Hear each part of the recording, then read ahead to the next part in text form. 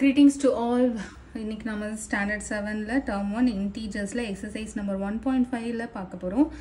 6th and 8th problem பார்க்கலாம். Page number 29ல இது இருக்கு. 6th problem வந்து add 2 to me, then multiply by 5 and subtract 10 and divide now by 4 and I will give you 15. Who am I? அப்படிங்கிறது தான் question. இது ஒரு riddle மாதிரி இருக்கு இல்லையா? ஸோ ஏதோ ஒரு நம்பரோட 2 ஃபர்ஸ்ட் ஆட் பண்ணியிருக்காங்க, அப்புறம் 5ஆல் மல்டிபிள் பண்ணியிருக்காங்க, அப்புறம் 10 சப்ட்ராக்ட் பண்ணியிருக்காங்க, அதுக்கப்புறம் 4ஆல் டிவைட் பண்ணியிருக்காங்க. அப்படி செய்யும்போது தி காட் தி ஆன்சர் as 15. 15ன்றது ஆன்சராக கிடச்சிருக்கு. இதை வச்சு நம்ம ஒரு ஈக்குவேஷன் ஃப்ரேம் பண்ணிடலாம். ஃபஸ்ட்டு எனக்கு என்ன நம்பர்னு தெரியாது, அதனால அதை நான் எக்ஸ்ன்னு எடுக்கிறேன். அதோட ஃபஸ்ட்டு 2 ஆட் பண்ணியிருக்காங்க, அப்புறம் 5 மல்டிபிள் பண்ணியிருக்காங்க, அதுக்கப்புறம் 10 சப்ட்ராக்ட் பண்ணியிருக்காங்க, அதுக்கப்புறம் 4ஆல் டிவைட் பண்ணும்போது 15 அப்படின்னு ஆன்சர் கிடச்சிருக்கு. ஸோ எக்ஸ்லேருந்து ஸ்டார்ட் பண்ணி 15 அப்படின்னு ஆன்சருக்கு வந்திருக்காங்க. இப்போ நமக்கு வேறு வழியே கிடையாது, ஆன்சர்லேருந்து ஸ்டார்ட் பண்ணி அப்படியே இந்த எக்ஸ் என்ன அப்படின்றத நம்ம கண்டுபிடிக்க போகிறோம். 15லேருந்து இப்போது ஏதோ ஒரு நம்பரை கடைசியாக இந்த அடிஷன் மல்டிப்ளிகேஷன் சப்ட்ராக்ஷன்லாம் முடிச்சுட்டு கடைசியாக 4ஆல் டிவைட் பண்ணும்போது அவங்களுக்கு 15 கிடச்சிருக்கு. இது வந்து இந்த நம்ம மூவி சீன்ஸ்லலாம் பார்ப்போம்ல, அப்படியே ரிவர்ஸ் பண்ணி காட்டுவாங்கல்ல, ரீவைன் ஆகுறது, பேக்வர்ட் சீன்ஸ்லாம் வரும்ல, அப்படியே முடிஞ்ச விஷயத்த திரும்ப காட்டும் போது அப்படியே ரிவர்ஸில் எல்லாம் பண்ணுற மாதிரி, அந்த மாதிரி தான் இங்கே நம்ம செய்ய போகிறோம். என்னன்னா கடைசியாக 4ஆல் டிவைட் பண்ணியிருக்காங்க, நான் 4ஆல் மல்டிபிள் பண்ண போகிறேன். அப்படியே அந்த நம்பர் இருக்கும், ஆனால் என்ன ஆப்ரேஷன் கடைசியாக பண்ணியிருந்தாங்களோ அதுக்கு நேர் எதிரான ஆப்ரேஷன் பண்ணி நம்ம ரிவர்ஸில் போகிறோம் இல்லையா? ஸோ அதனால் அந்த மாதிரி செய்ய போகிறோம். 15 into 4 என்ன வரும்? 60 கிடைக்கும் நமக்கு. அந்த 60யை 4ஆல் டிவைட் பண்ணும்போது தான் அவங்க 15 அரைவ் ஆயிருப்பாங்க. இந்த 60 இருக்கு இல்லையா, இதுக்கு முன்னாடி ஸ்டேஜில் என்ன பண்ணியிருக்காங்க? 10 மைனஸ் பண்ணியிருக்காங்க. நாம் என்ன பண்ணுவோம்? 10 ப்ளஸ் பண்ணுவோம். ப்ளஸ் பண்ணால் என்ன கிடைக்கும்? 70 கிடைக்கும். அதுக்கு முன்னாடி என்ன பண்ணியிருக்காங்க? 5ஆல் மல்டிபிள் பண்ணியிருக்காங்க. நாம் என்ன பண்ணுவோம்? 5ஆல் டிவைட் பண்ணுவோம். 70யை 5ஆல் டிவைட் பண்ணால் என்ன கிடைக்கும் நமக்கு? 14 கிடைக்கும் இல்லையா? 70யை 5ஆல் டிவைட் பண்ணுவோம். ஏன்னா டிவைட் பண்ணி பாருங்கள். 1 times 5 ரிமைண்டர் 2, அப்புறம் 4 times 20. ஸோ 14 கிடைக்குது. அதுக்கு முன்னாடி என்ன பண்ணியிருக்காங்க? 2வை ப்ளஸ் பண்ணியிருக்காங்க. நாம் என்ன பண்ணுவோம்? 2வை மைனஸ் பண்ணுவோம். ஸோ ஆன்சர் என்ன கிடைக்குது? 12. இதுக்கு முன்னாடி என்ன நம்பராக இருந்திருக்கும்? அது 2வை ப்ளஸ் பண்ண முன்னாடி அது என்னவாக இருந்துச்சு? எக்ஸாக இருந்துச்சு. அந்த எக்ஸ் தான் இந்த 2. ஸோ ஸ்டேஜ் பை ஸ்டேஜாக நம்ம ஆப்ரேஷன்ஸை ரிவர்ஸ் பண்ணிட்டு போகிறோம். எக்ஸ்லேருந்து 15 ஆன்சர் வந்திருக்காங்க, நம்ம என்ன பண்ண போகிறோம்? 15லேருந்து எக்ஸுக்கு போகிறோம். ஸோ இதுலேருந்து நம்ம என்ன தெரிஞ்சுக்கலாம்னா, ஆன்சரும் அதுக்கு முன்னாடி இருந்த ஆப்ரேஷன்ஸ் அண்ட் நம்பர்ஸ் தெரிஞ்சால் போதும், ஒரிஜினல் நம்பரை நம்ம கண்டுபிடிச்சிடலாம். எப்படி அப்படின்னாக்கா, அந்த ஆன்சரோட இவங்க என்னென்னலாம் ஆப்ரேஷன் என்னென்னலாம் நம்பரை வச்சு பண்ணாங்களோ அதுக்கு ஆப்போசிட்டான ஆப்ரேஷனை நம்ம பண்ணிகிட்டே போகணும் ரிவர்ஸில். ஸோ 15 ஃபஸ்ட்டு அவங்க 4ஆல் டிவைட் பண்ணி முடிச்சிருக்காங்க. லாஸ்ட் ஸ்டெப்லேருந்து தான் நம்ம போகணும், ஃபஸ்ட் ஸ்டெப்லேருந்து வந்துடக்கூடாது. அவங்க ஃபஸ்ட்டு 2ஆல் ப்ளஸ் பண்ணாங்க, அப்போ நம்ம 2வை மைனஸ் பண்ணுவோம், அப்படி வரக்கூடாது. நம்ம வந்து ரிவர்ஸில் தான் போகணும். ஸோ கடைசியாக 4ஆல் டிவைட் பண்ணியிருக்காங்களா, நான் 4ஆல் மல்டிபிள் பண்ணுவேன். அதுக்கு முன்னாடி ஸ்டேஜில் அவங்க வந்து -10 பண்ணியிருக்காங்க, நான் வந்த ஆன்சரோட +10 பண்ணுவேன்.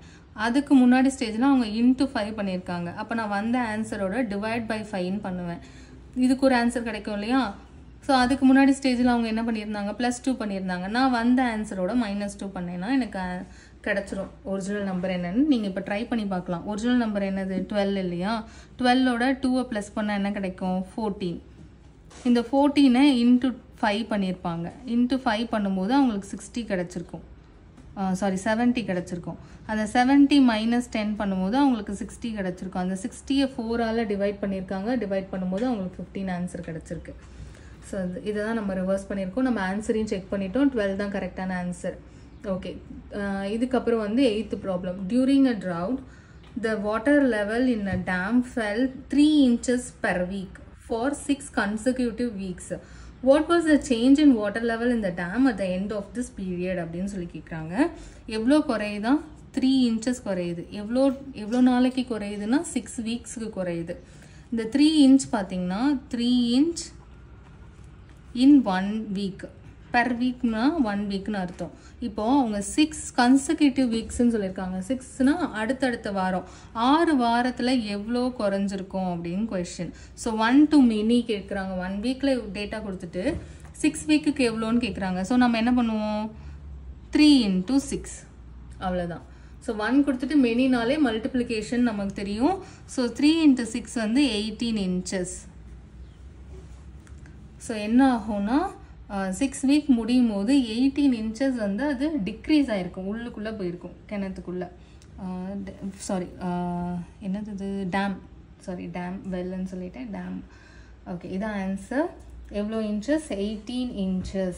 இதுதான் கரெக்டான ஆன்சர். ஓகே, இதோட இந்த வீடியோ முடிஞ்சிருச்சு. தேங்க்ஸ் ஃபார் வாட்சிங். நெக்ஸ்ட் ப்ராப்ளம் பார்த்துடலாம் அடுத்த வீடியோவில். இல்லை, இந்த வீடியோலேயே நம்ம கண்டினியூ பண்ணிடுவோம், அதோட முடிஞ்சிடும் இந்த எக்ஸசைஸு. ஸோ நம்ம 9th ப்ராப்ளமும் இதிலே பார்த்துடலாம். Buddha was born in 563 BC and died in 483 BC. Was he alive in 500 BC and find his lifetime அப்படின்னு சொல்லி கேட்குறாங்க. ஸோ அவங்க பிறந்ததுன்னு பார்த்தோன்னா, புத்தா பிறந்தது வந்து born அப்படின்னு தான் கொடுத்துருக்காங்க. எப்போனா 563ல். எப்போ இறந்தாங்க அப்படின்னா 483 BCயில். சரி, இப்போது ஃபஸ்ட்டு கொஸ்டின் என்னென்னா, was he alive in 500 BC அப்படின்னு கேட்குறாங்க. ஆமாம், அவங்க பிறந்ததே 500 BCயில் தான். அப்புறம் அவங்க அலைவாக தானே இருப்பாங்க 500ல். ஸோ 500லேருந்து டிக்ரீஸ் ஆகி அந்த 400 வர வரைக்குமே அது 500 BCயாக தான் கன்சிடர் பண்ணுவாங்க.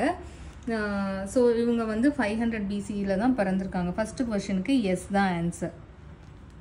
ரெண்டாவது என்ன கேட்குறாங்கன்னா, ஃபைண்ட் இஸ் லைஃப் டைம் அப்படின்னு கேட்குறாங்க.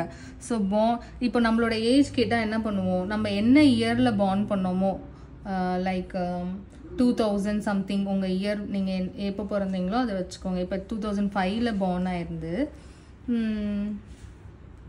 இப்போது என்ன ஆகுது, 2024 இப்போ நம்ம இருக்கிறது. ஸோ நம்ம ஏஜ் கேட்டாங்க அப்படின்னா இந்த 2 இயரை நம்ம சப்ட்ராக்ட் பண்ணணும். கரண்ட்டாக என்ன இயரில் இருக்கோமோ அதுலேருந்து நம்ம பிறந்த இயரை மைனஸ் பண்ணும்போது நம்மளோட ஏஜ் தெரியும் இல்லையா. ஸோ அதே கான்செப்ட் தான் இங்கே நம்ம யூஸ் பண்ண போகிறோம். புத்தா வந்து பார்ன் ஆனது வந்து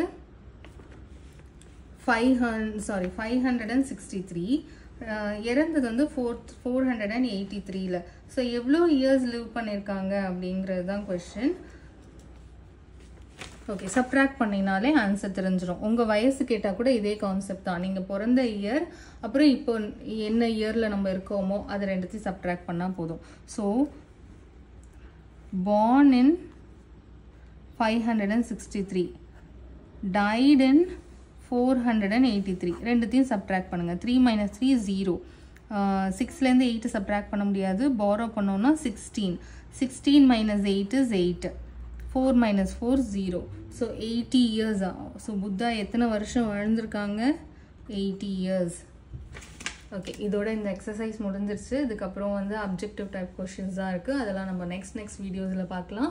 உங்களுக்கு புரிஞ்சிருந்தது, பிடிச்சிருந்துச்சு அப்படின்னாக்கா உங்கள் ஃப்ரெண்ட்ஸோட ஷேர் பண்ணுங்கள், லைக் பண்ணுங்கள், சேனலுக்கு சப்ஸ்கிரைப் பண்ணி வச்சுக்கோங்க. தேங்க்ஸ் ஃபார் வாட்சிங்.